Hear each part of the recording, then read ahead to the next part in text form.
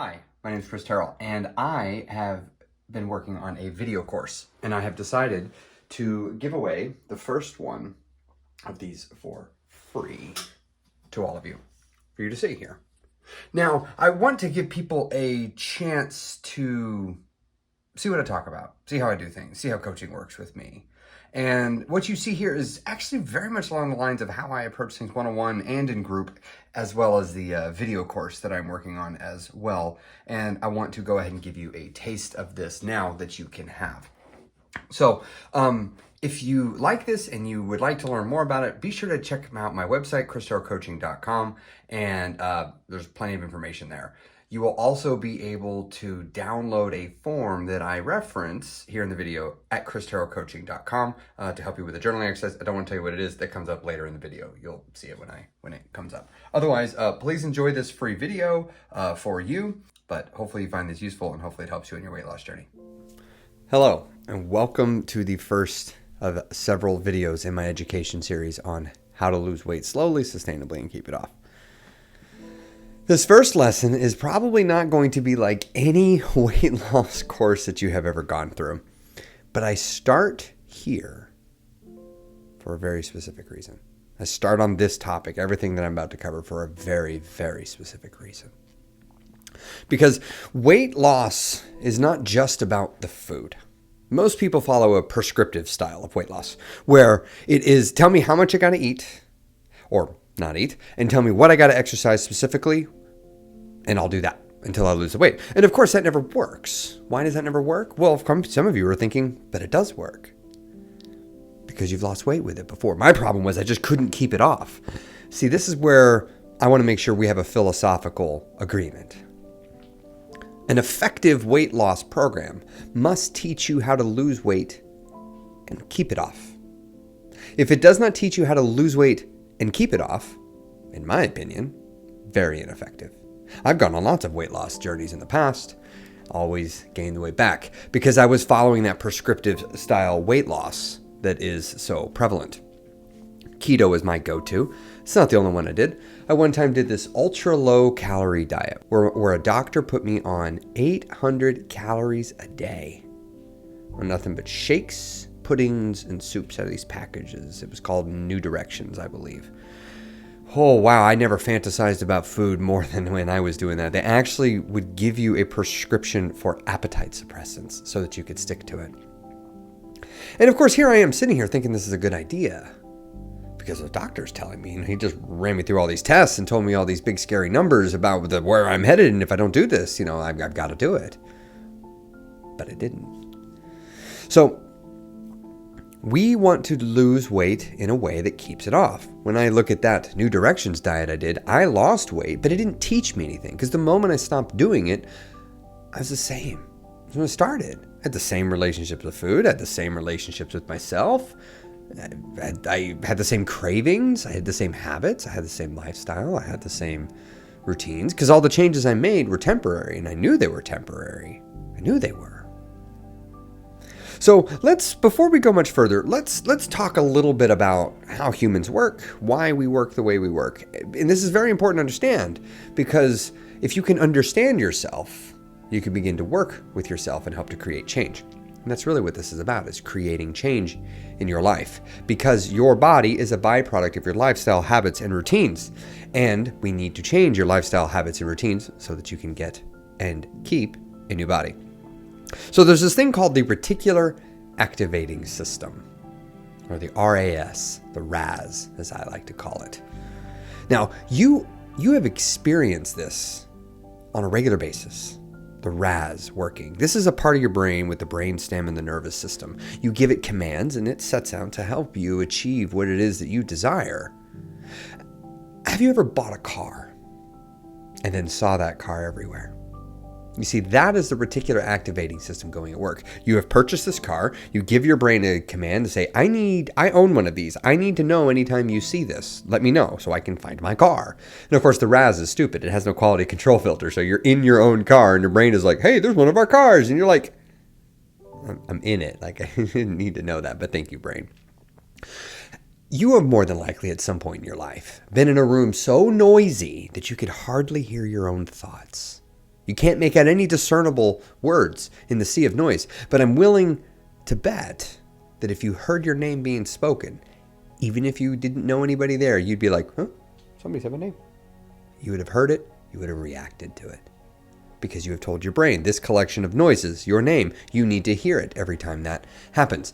The problem with the reticular activating system, the RAS, our brain, is you cannot tell it to not think of something. So for example, if I say don't think about polar bears, especially if I flash a picture of polar bears up on the screen right now and tell you not to think about polar bears, you're going to have a very hard time not thinking about polar bears. I really want you to stop thinking about polar bears. See how this works? But if I instead say, why don't you think about elephants, and I show a picture of an elephant, what are you thinking about now? Probably not polar bears. I just went and said it again. Now you're thinking about polar bears. See how this works here? So what do you think happens when you tell your brain, I can't have XYZ food. I can't have pizza. I can't have meat. I can't have carbs. I can't have this. I can't have that. Your brain begins to think of it. Every time you see it, your brain's like, oh, I can't have that. And you're thinking of it more and more. This is the creation of a restriction cycle, which we will dig into in another session. But the reticular activating system is an incredibly powerful tool, and one we are going to utilize throughout this entire process of losing weight. But it's one that I wanted you to be mindful of. So all humans work the same way. All of us. You are no different. I am no different. No one is special on the thing I'm about to tell you.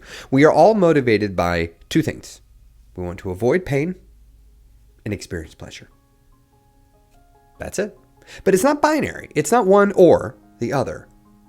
We will go through a little pain if it avoids a greater pain, especially if we believe that leads to pleasure down the road.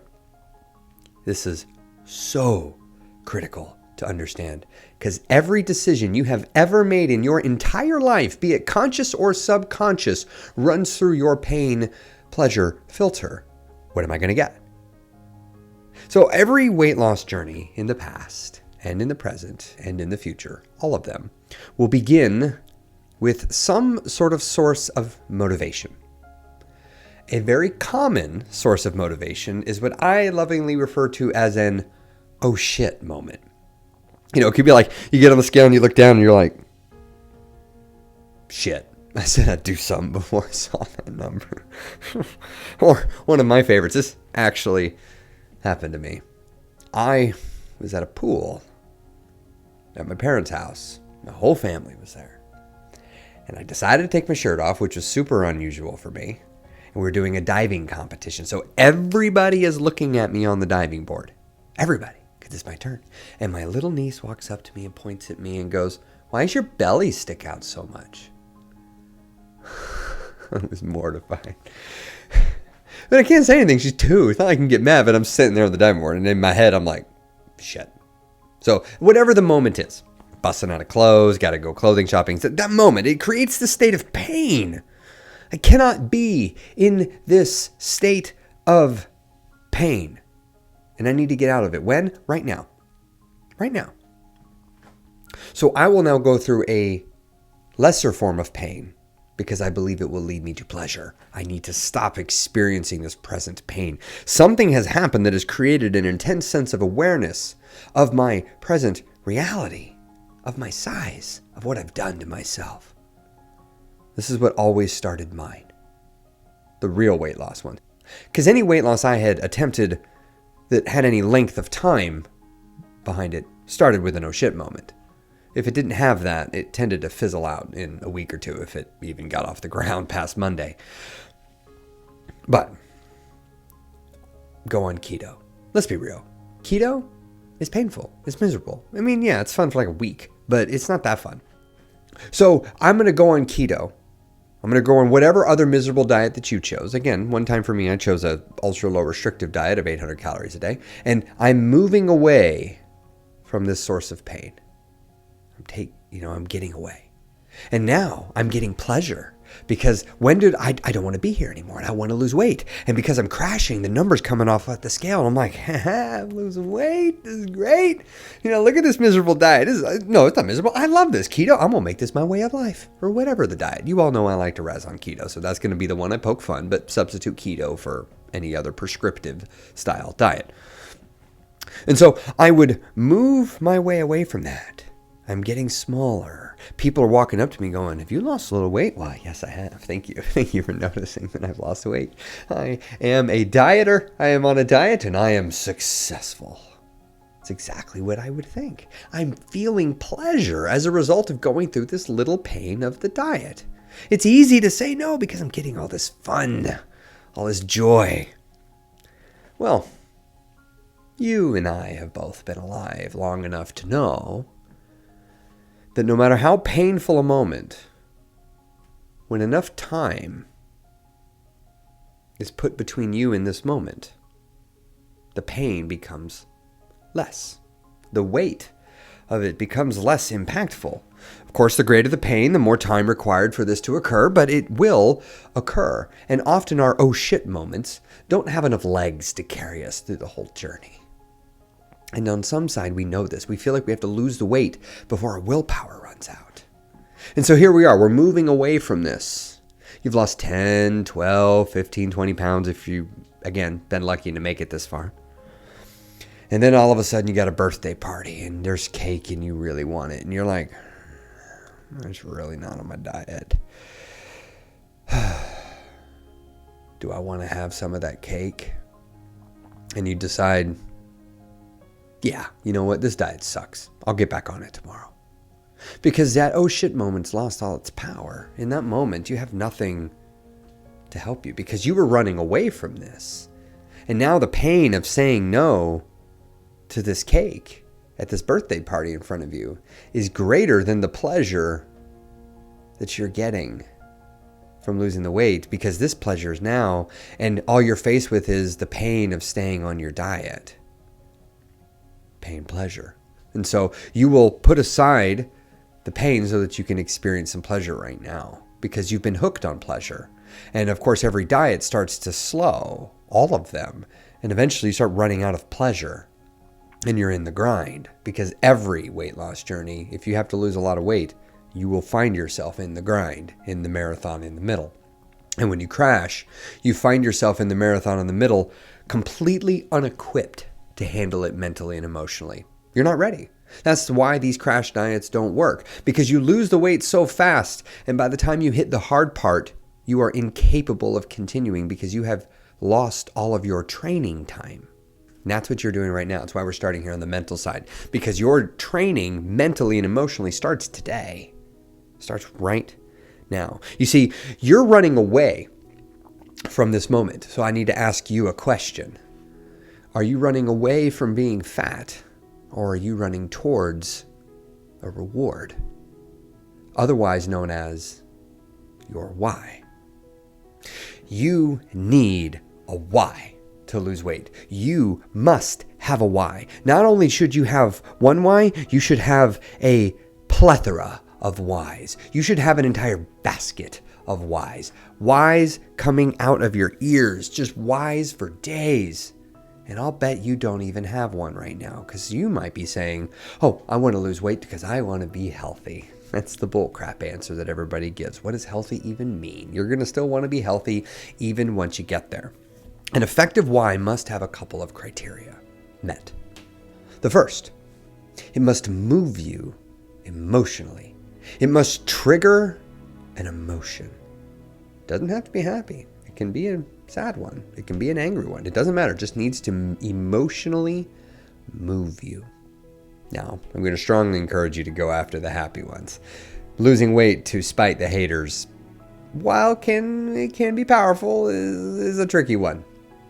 So, the second criteria of your why is it must be something you can turn into a vision. You should be able to close your eyes and see your why in your mind's eye. You should be able to create it as if it is a dream, as if it is a memory that has not yet existed. You should be able to make it real in your mind, and it must move you. And the reason why we're starting with this now is because this is not an answer you can find in a week. I'm going to have you start working on it this week, but it is not something you will have answered in a week. This will take time. You'll have to continually come back to it and beat up on your why more and more and more and gain a greater sense of understanding of what it is. You'll see, does it actually still mean anything to me now? Because what you're going to do is you're going to shift from running away from that moment to running to your why. I'm going to tell you a little bit about one of mine in the beginning. Mine shift changed and they've continued to evolve. But let's go to the beginning of my journey. I started swimming in the beginning of mine. And I didn't have any headphones or anything that I could use in the pool. And so it was just me and my thoughts for 20 minutes as I was swimming laps back and forth. So I had to think on things. One of the things that I would think about is, why am I in this pool swimming when I feel like I'm about to drown half of the time? I mean, I'm a fairly decent swimmer, but I still felt like I was going to drown because I was a terrible swimmer at that point. Like, I knew technically how to swim, but I was in such terrible shape, it was just awful. And so I would think about, why am I here? And what I wanted to do is I wanted to go dancing. Maybe it sounds crazy, I don't know. You see, I'd never in my entire life had the courage to dance, but I love music so much. I am so passionate about music. I love to sing. I love to play music. I love to feel music and experience it. And I never had been able to have the confidence to dance to music with other people. It would just be the guy standing on the side, just kind of moving his head. And I didn't want to be just the guy that had all the confidence, or people were like, oh, look at the big guy, bless him, he's got the confidence to dance. I wish I had the confidence like that guy. No, I wanted to dance in a room full of people and disappear into the crowd as a nobody. I didn't want to stand out. I didn't want my size to be a descriptor of me in that room. And then I would think, what do the lights look like? I could see the lasers in the fog because I like electronic dance music, and I wanted it to be EDM music so I could hear the music, and I wanted to have that music as the beat was building and building, and then it drops, and I wanted to be there for it. And I would think of, like, how are my hands going to feel? How are my arms going to feel? What kind of clothes am I going to wear? How's it going to fit as it sits against my shoulders? What kind of hair am I going to have? What am I going to be thinking? What am I going to be feeling? Every time I'd get in that pool, I would think on it, and I would make my vision, my why, more clear. I would add more details to it. I'd add color. I'd add smells. I'd think about how I'd feel in that moment. And I would do different scenarios. I would change it up and just see what sort of excites me. And I would kept it real. Now, I achieved that dream. I actually did do that. Now, I didn't wait till the end. And we'll talk about this at another time, about having your why and making it more tangible. But I was visiting it. You need one. You must. You must have one. Because your why is your North Star. Because hard times are going to come. Not maybe will come. They're going to come. Good things fall apart. Bad things fall apart too. But unfortunately, it rains on us all at some point in time. No matter how great you're doing, no matter how much you've got weight loss licked, there's going to come a period of time where you don't want to do it. You don't want to continue on because the pain of continuing seems too great. And you want pleasure. You want release. And the problem is what's going to happen is it's often going to be when life is putting you in so much pain. This could be for so many reasons. Maybe somebody around close to you passes away or gets sick.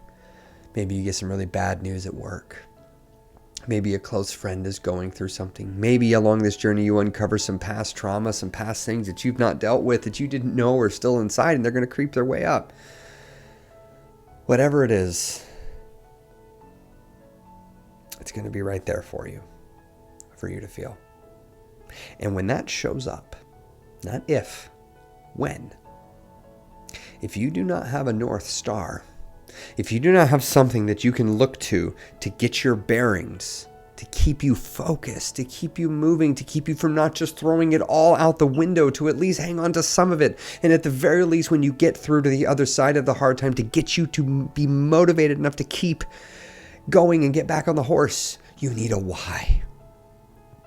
And in that moment, when the hard times come, that is not the time for you to create it. You need to already have one. You need to already have a why. You need to have many whys.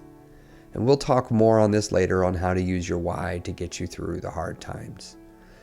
But that is not the purpose of today. The purpose of today is to begin the process of digging into your why and finding out what it is.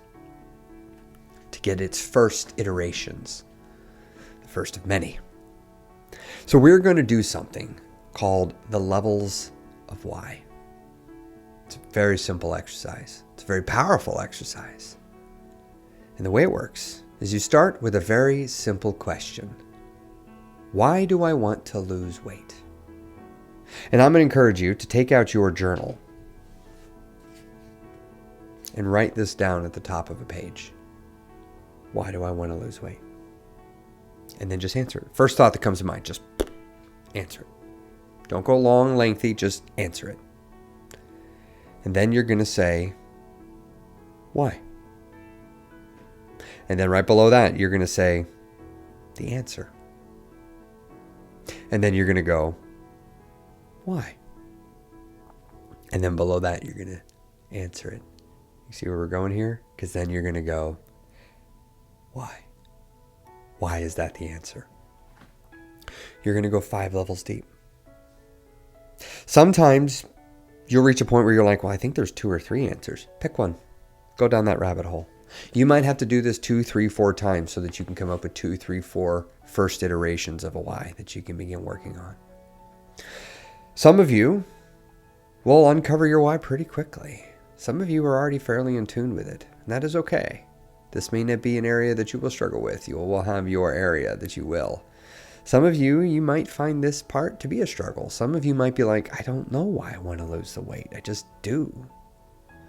You might have to dig a little bit more. So I have a question for you, though, I want you to think on. And I want you to perhaps consider answering this one to yourself before you do the levels of why. The question is, if I could snap my fingers and give you your dream body right now, what would you do with it? What would you do with that body?